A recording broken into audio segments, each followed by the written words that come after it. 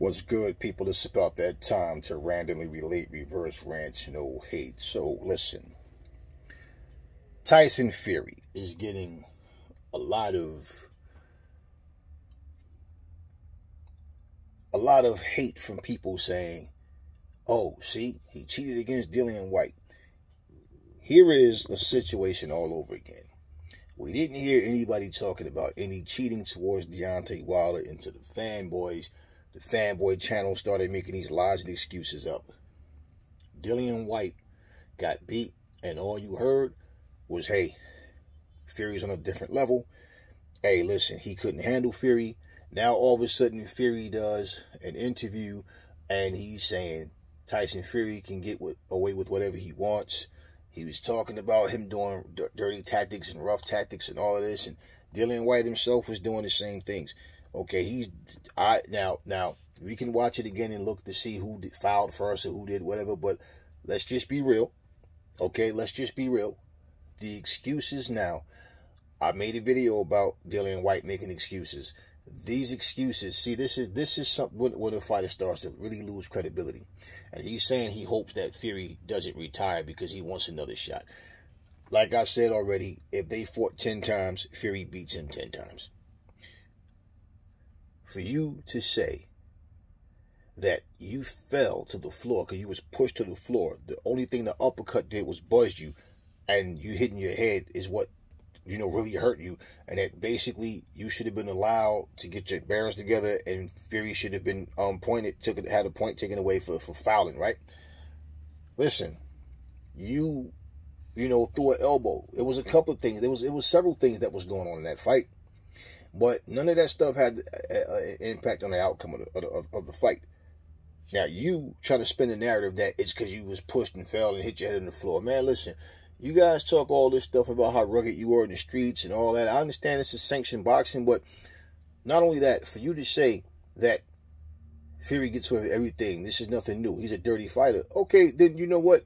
Why do you guys go into a fight with someone that you already know was a dirty fighter? Same thing Wilder was saying. We already knew what time was about Fury, right?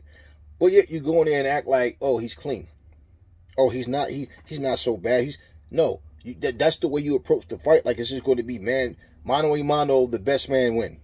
But then after you lose, it's because he's a dirty fighter. He gets away with everything. The referee was getting on Fury, first of all. He's getting on both of you guys.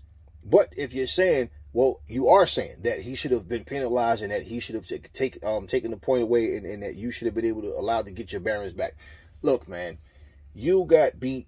You got hit with the same punch that always knock you out. It's no coincidence. Okay, let me explain something to you people, man.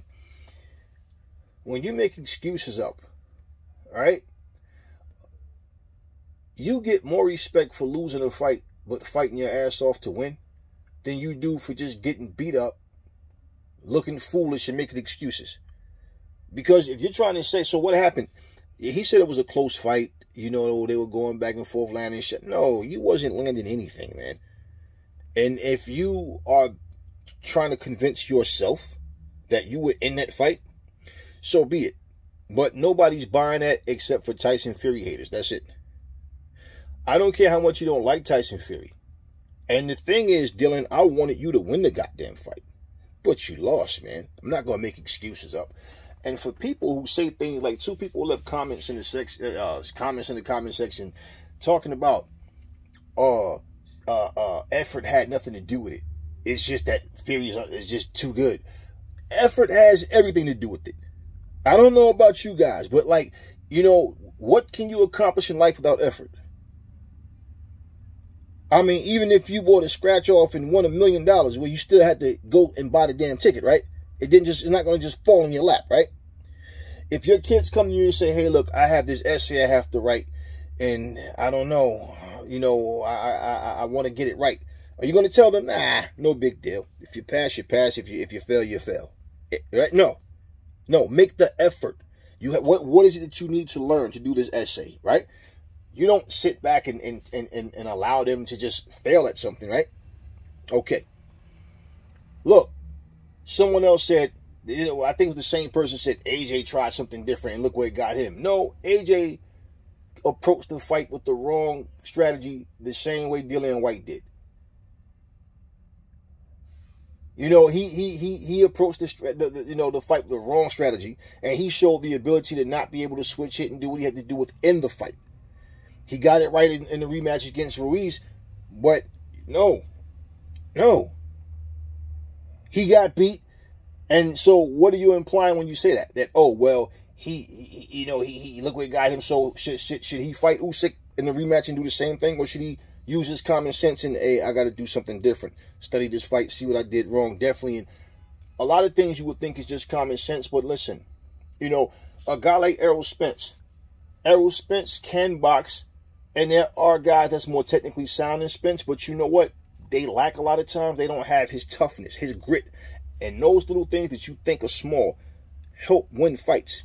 He can box, but he outgrits and outwits people with that determination and that style of fighting, that close quarters, man. It's been working for him.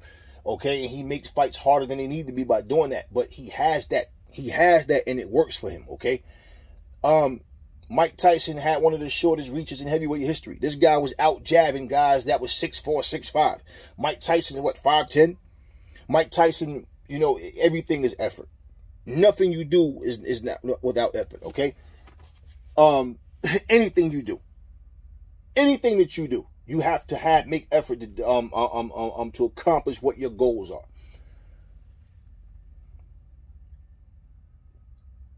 We went through this whole Glovegate nonsense and people trying to, you know, pour in all of this hate.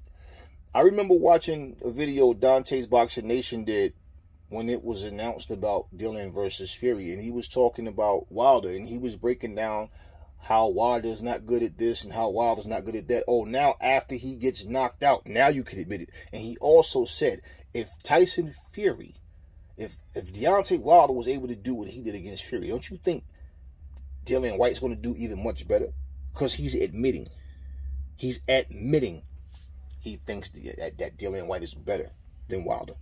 But look at what it took. He knows Wilder would never beat Fury. He already knows that. People thought that Dillian White had a chance. Like for me, I felt like because he can punch, and if he can get Fury in a position where he can catch him and get him clean, that he can get him out of it. I never thought he could outbox Fury, and I knew it was going to be a uphill battle for him. But you at least thought a guy in his position, all the shit that he's been through, that he would be determined, that he was not going to be denied, and even if he lost, to know I left it all in the ring. That is not what we saw.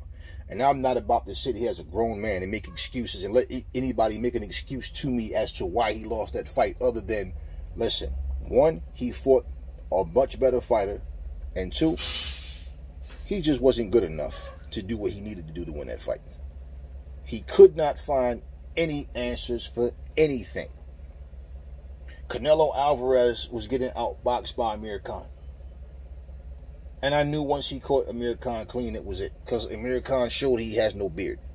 Okay? Kell Brook was ahead on the scorecards, I believe, against Errol Spence.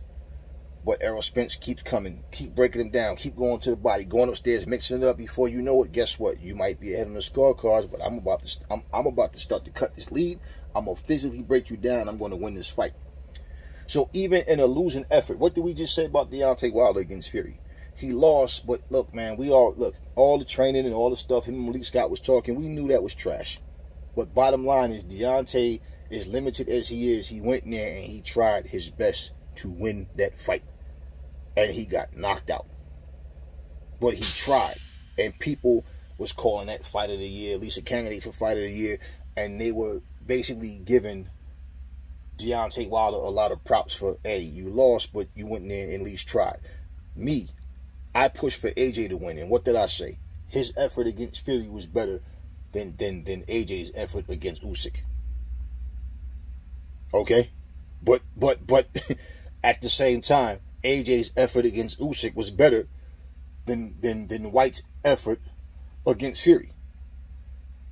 So at the end of the day, when people are saying, oh, but only Fury could do that, or he won't have problems with other people, that's bullshit. And if I'm a trainer, I would never tell my fighters, oh, you only have to worry about him. Anybody else, you can do the same thing. No.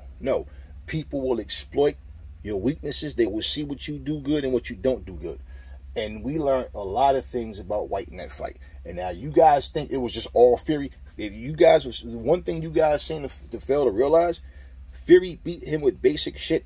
Fury didn't do nothing special. He beat him with basic shit. Basic shit. Now you hear Frank Warren talking about threatening to hold 20% of White's purse for that pitiful performance and all these different things that's coming up now. But it's a lot of hate going towards Fury for all of a sudden now, see, he was dirty. Now all of a sudden, the same people that were saying that Dillian White is overrated and he's a bum, now all of a sudden they're taking his side. Because these are the people that's still pissed off about what Fury did to Deontay, how he beat the shit out of him. But at the end of the day, listen, excuses are for losers. The better man won. Plain and simple. The uppercut is your kryptonite, brother. And until you learn how to avoid and slip that shit, and against Fury, you're going to always lose because you just have no answers for nothing that he has. Simple. Simple. And after you getting hit from a guy that big over and over, later rounds, you wear down. And we saw that the guy was tired. So at the end of the day, better man won. Stop with the excuses, yo. And these ignorant comments, if you guys don't have nothing positive to say, don't say anything. Because I really don't like communicating with people that present themselves as airheads. You can't possibly think that was a close fight. And you can't possibly think that was the best that he... If that's the best he had, like I said, he has a lot of work to do. Never fall in love with lies. Remember, the truth brings hate out of people, and I will catch y'all on the next video.